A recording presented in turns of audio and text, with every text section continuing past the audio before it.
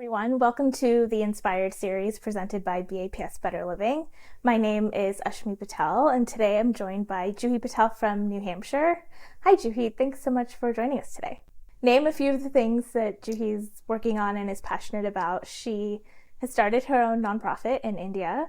She has a full-time job. She's a dancer and an artist.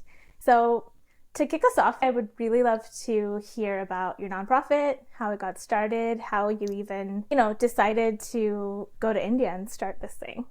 Yeah, I feel like it was a really long journey, and my co-founder Ria Soni and I think for both of us, we actually connected and became closer, and I think we have this stronger friendship because of Project Stree as well. Growing up in India firsthand, I experienced a lot of the stigmas, right, like that come with conversations of women's health. Sometimes we don't talk about periods. And so when I came to America in the fifth grade, it was a culture shock because in fifth grade, we were taught about, periods and what it means and, how to kind of use all the products that were given. For me, when I realized that, there was that difference of the education that was happening in the communities that I grew up in and something that I was taught here, I instantly knew that like a part of me wanted to somehow, help solve that problem and, see if I can be a part of that change. And so when I met Ria, I realized she also had a very similar passion for giving back and, for the communities in India as well. So both of us actually got together and we did months and months of research. How to start a nonprofit, right? Because as a high schooler or even in undergrad college, like it's not something that you're taught. And for both of us, it was regarding, just the stigma around menstruation and how can we, provide more pads and more products to the girls in need and to the communities in need. And so for us, it was really important that Ria and I both go to India together and kind of do on-ground research, right? Because it is so different from, sitting somewhere and saying like, okay, I want to solve this problem. But then when you go in person, the problem looks totally different, right? And then we get there and we realize we had planned this 1 hour long workshop with the girls. But at the end of it, we were talking about disposing the pads and we realized that the bathrooms didn't have trash cans or how they say it in India, dustbins for the girls to dispose pads. And so we started realizing and recognizing that there's going to be a lot more other challenges and things that we're going to have to work on. And I think I wouldn't say challenges, I would say problem solving, because I think that is what it is, right? It's when you try to problem solve, you're going to end up solving also other problems that arise within that category of missions. One time our workshop coordinator was in a community and she was doing the workshops and she provided the pads, she provided the booklets. We had a great workshop, but at the end of it we had a few girls come up to us. They were shy at first, and as any girl would be, the problem that arose that some of these girls didn't have underwears to kind of effectively use pads. And so that became another problem that we wanted to solve, right? Part of the whole mission is that. And so now we work with an amazing company called We Wear Equal, and they've been providing us with underwears that are part of now our packages that we give out. And so it's honestly, our team that we have is amazing. We're very grateful, and it's a good feeling being able to help. I'm thankful that I get to do this and help others. That's a really important thing to reflect on, is this idea that you are solving for one problem, and then as soon as you start to solve for that, other ones arise. Every day looks different, and you have to have some sort of resiliency and positive mindset. How do you maintain that when you could have a plan for a day, you could have a plan for a quarter, but you have no idea what's going to come up? I think that's a really good question. I think for me, I have this mentor that I always look up to, and she, in one of her interviews, had talked about how one should be mission focused for anything that you do. I think she was specifically talking about her business, but to be mission focused rather than letting the other external things get in your way. We can get so focused on like the external part of it, of like, what the website should look like and what the Instagram page should look like. But at the core of it, I think it's to give back and to serve these girls, right? How can we provide education? We have been working with a blind association group in Ahmedabad, and they actually make divas. So we purchase the divas that these women are making and hand painting, and that we can give to in our Diwali packages. And so over time, then we started doing workshops with them and also providing education to them. And so we realized that our booklets were not like any help to them, right? These girls can't even read it, right? So our whole new project became that, how can we now alter Project Stree's booklets to now that make them more accessible to other communities and, group of people. And so one of our team members, Anjali, she actually took the initiative, right, and found contacts in India and had the whole booklet of Project Stree translated into Hindustani Braille, which is a huge feat for us, especially. And so that's what I mean by mission focus, right? It's how can we solve the problem and make the roadblocks not really a roadblock, but just an additional way for us to make a difference, right? Because that's what it is. It's if you're on a mission to solve a problem, and if other things come your way, it's not getting distracted and trying to solve it all, but it's also like those are part of the bigger picture, right? I think a year ago or 2 years ago when I did one of the workshops, it's like at the end of the workshop, the girls just come to you and dearly, the word Didi in Gujarati just means older sister or like sister. And she came up to me and she was like, "Oh, Didi, can I give you a hug?" And it's so small, right? Like it's such a genuine connection, but it's that's what we're like looking for. It's that how can we leave like an impact? And I think she also inevitably just left an impact on my life, right? Because it's like that is what the mission is, that how can these girls connect with us to then us helping them, right? Like our workshop coordinator, Shivani, not only does the workshop, but for the blind association group, she actually took them all out for dinner one time. And it's that extra step, right? And so it was really inspiring for me to see her take that step and say like, hey, I'm going to take them out for dinner. And it's not just connecting them because I want to help them and provide pads and do all this, but it's like on a personal level, right? Like how can you inspire other groups of people by being kind and being, just including them in the community that you're part of.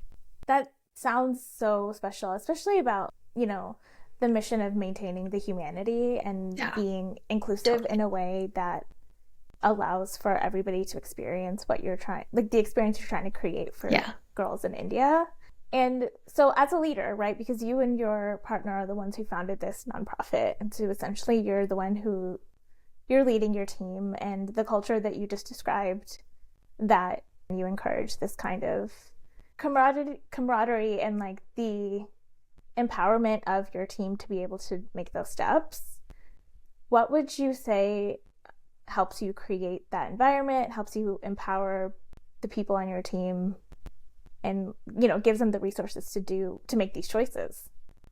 I think that's a good question. I think for me personally, it's again like it's like I feel like all these like external tools, right? Like leadership, and it again comes from the core values of like how you want your pursuit to look like. Is it about like working with the team to make it something that you reach out to more communities, or is it something that you cater the team to focus on a very small group of like projects, right? And so like I think like in terms of like leadership skills, it almost like the values should be at their core, and then each way like the way you lead, the way you conduct team meetings, the way you connect with your team members personally plays a huge role in the way that the team runs and the way the projects run.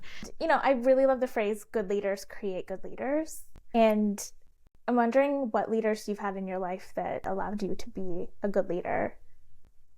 Honestly, I look up to, I mean, like I have people that I look up to in my personal life, and I think some of the amazing leaders, like my guru is who I look up to in terms of, the values of what a good leader should be like, right? Because, you can lead a team, you can have voices, you can do all this, but it's at the core, like the values that really define, who you are as a person, and then it trickles down. And so for me, my guru, Brahma Swami Maharaj and Mahan Swami Maharaj have led by example, right? It's the care that they give when they're serving others. It's the love that they put into projects and, missions and things that they do. And so, and for them, it's not just, about like, hey, I'm trying to solve a problem, but I will do it off of a checklist, right? It's like, did I do this with love and care, right? Did I provide the best, possible result of, whatever the problem is? And so for me, I think that's where it also comes from. It's like, I want to be able to do the same. I want to be able to, again, in this Project Stree mission, right? It's not just about doing the most amount of workshops, because that's not going to solve the problem, right? It's how can we go back to the same communities multiple times? And that's actually our model, is that, it's not about one-time donation. We don't do one-time donations at Project Stree. We go back to the communities at minimum 6 times. And so we have 2 like focus areas, and each focus areas the people have started knowing who our volunteers are, and it's like nice. It's like, oh, Didi, you're back, like, and it's like, yes, we will be back for many more times, and that's the impact, right? Because it's not just about that one-time donation doesn't change mindsets. It's about that commitment, and that like the way that we go back and connect with the communities really leaves like a lasting impression. So for me, my gurus have really inspired me to do that, and that's through their examples, and them actually going out into the communities and serving others. So that's how I've been inspired. I'd love to hear about kind of the benefits of the community that communities that you've belonged to over the years. One of the biggest communities that has helped me is my BAPS community, locally, but also regionally. I feel like I've learned a lot of my, skills that I've, been able to put into projects through the temple at, local community at BAPS. And it's not just that, but it's the love and the kindness that the community creates, and that it helps, right? Like for me to become a better person, then to be able to do the pursuits that I'm interested in as well. I feel like having communities that you belong to also give you like a soft place to land, and it allows you to like try new things, make mistakes, and know that you still have a place, right? Like you still have a place to come back to. And I'm actually glad you brought that up, because I always reflect a little bit, because I'm not the most skilled dancer. Like I will, like, and it's okay, right? Because it's and so that's the idea, is that always, I think for me personally, like have like certain goals and certain things that you want to achieve. Because even at work, right? Like I'm just like graduated from undergrad, and this is my first job. So I'm still constantly learning about my own self, my own soft skills that I have, and developing that. And so it's okay to not be where you want to be, right? And that's when the community, like you said, really lifts you up. And it's so important to have and be surrounded by that, because if that doesn't exist, like you don't grow as a person. You're not lifted up. Let's transition into your creative side. How have you been able to prioritize being an artist while also having a full-time job and being in charge of a nonprofit? Yeah, I think for me, like, to be honest, like when you love something so much, you make time for it. It's like it should fit right into your schedule, right? Like it should all just make sense, and luckily it does for me. Like, and I hope like everyone else's passions also fit into their life as perfectly, right? Because it's fun. It's what makes you human. It excites you every single day. And so for me, like dance is very similar. And you'll have days. I do have times where like I'll go months without drawing anything, and it's okay, right? Because those are the times where you have a busy schedule. But it's to come back to those hobbies really is what is all about, right? Making time for it. And for me, it's that if you love something so deeply, you will figure out a way for it to still be in your life. And for me, like dance is that. And I'm so like, like again, very lucky in my life that I am able to do multiple things and keep them alive. So you mentioned core values, and I would love to hear about what your core values are and just where they came from. I think core values, for me, it's more about like, I think I would group like spirituality, values, and my faith like together, because I think that's where, like I my values and who I am as a person comes from that spiritual side of me, that religious side of me, and I don't think like each like thing that the pursuit that I'm working on or doing has its own set of values. I think it's like, your values at your core are right here, and it's like everything else like should be aligned by that. I think like there was a convention, like a leadership convention that I went to from my BAPS community.